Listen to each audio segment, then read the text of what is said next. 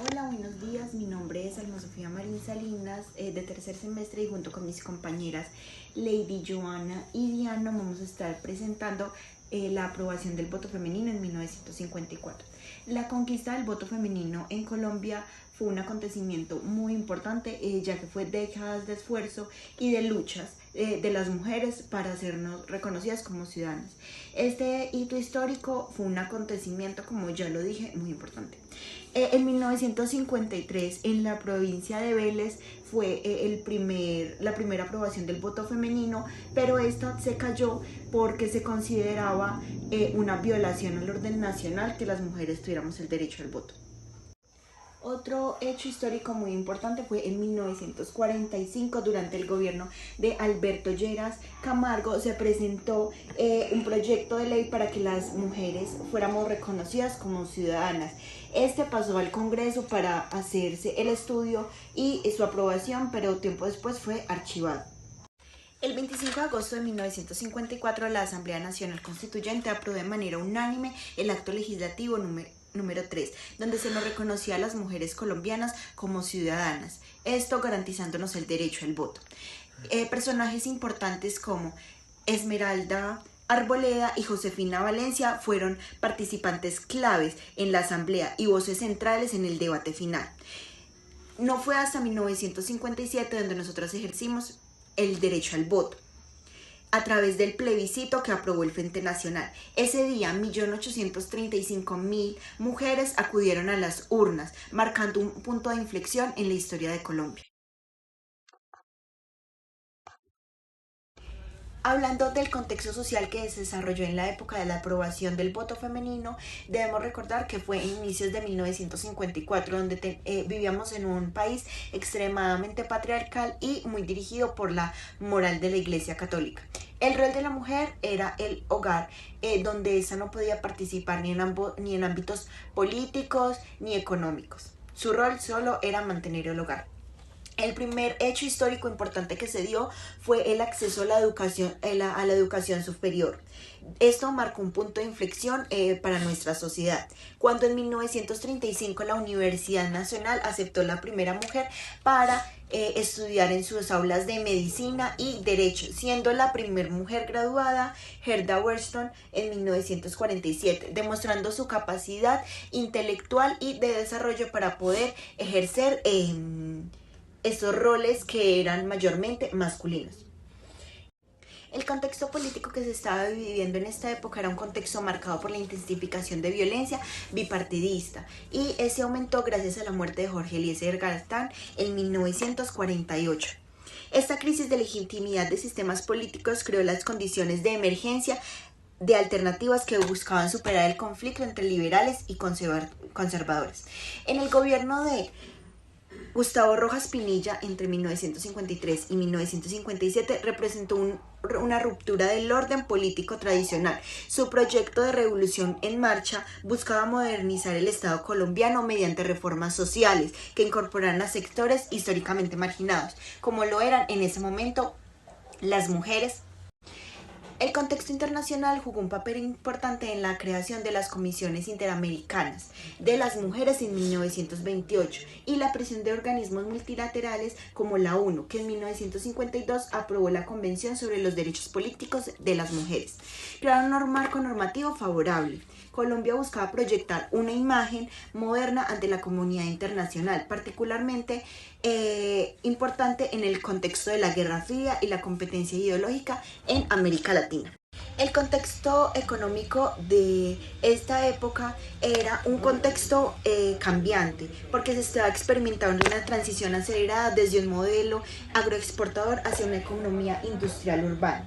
Este proceso, intensificado por las políticas de sustitución de importaciones, modificó sustancialmente las relaciones sociales y generó nuevas contraindicaciones que alimentaron la demanda de derechos políticos femeninos. La industrialización generó una demanda masiva de obra de mano femenina en sectores como en los textiles, el tabaco y la alimentación. Para 1950 las mujeres representaban el 28% de la mano de obra en empresas manufactureras. Esto creó unas situaciones precarias y un salario inferior para las mujeres en comparación a los hombres. Esto generó también una doble conciencia. Por un lado, las mujeres ya teníamos autonomía en el manejo de nuestro propio dinero y por otro lado, sufrían explotaciones y discriminaciones en cuanto a la organización. El movimiento obrero femenino emergió como un actor social significativo, generando la huelga que se puede ver en 1944 en las fábricas de textiles Bata, donde mujeres lideraron protestas por mejorar condiciones laborales, demostrando la capacidad organizativa de las trabajadoras.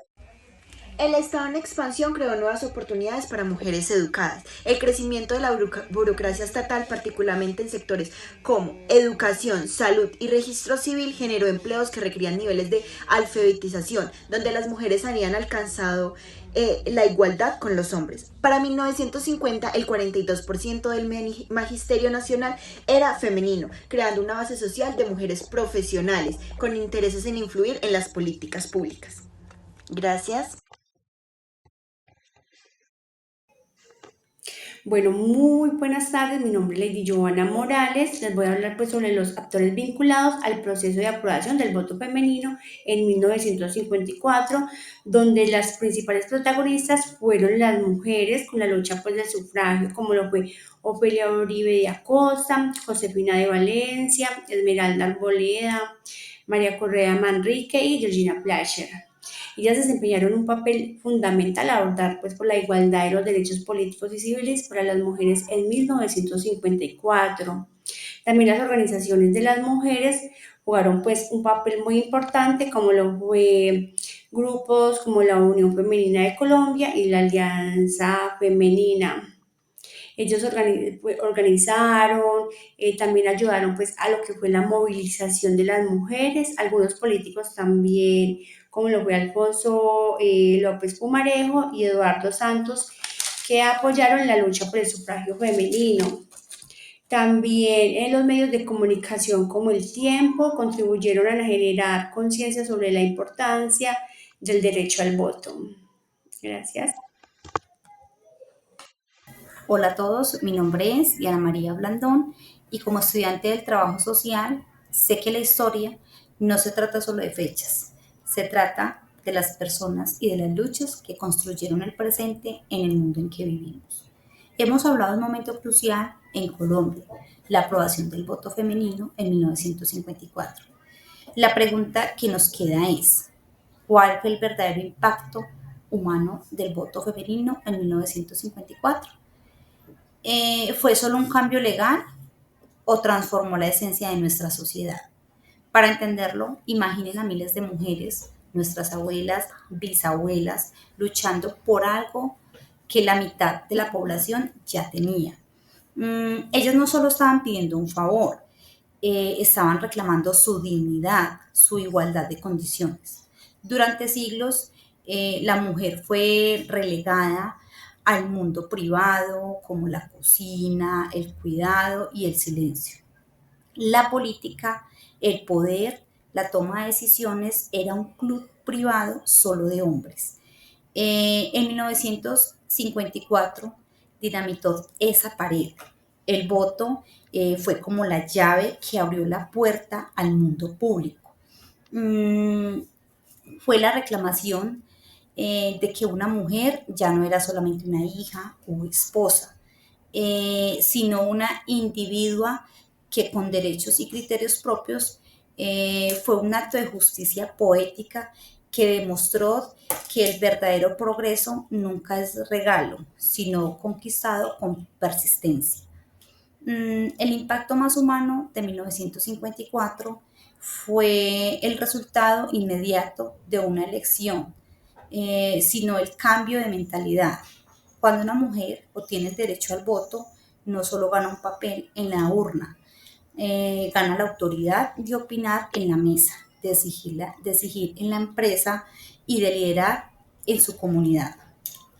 El voto se convirtió en la semilla de todos los demás avances. Si puedo votar, puedo estudiar la carrera que yo quiera. Si puedo votar, puedo exigir en mi empresa un salario igual que el de mi compañero. Si puedo votar, puedo postularme para ser alcaldesa o presidenta. En conclusión, es el voto femenino en 1954, fue el primer ladrillo de la Casa de la Igualdad de Género. Como nación, vernos como un equipo completo, donde todas las voces son esenciales para el diagnóstico y la solución de nuestros problemas sociales. Hoy como joven, como mujer, como futura trabajadora social, les digo, el voto que ellas ganaron es nuestro deber usarlo. Cada vez que votemos estamos honrando el coraje de esas pioneras. Pero la lucha no ha terminado.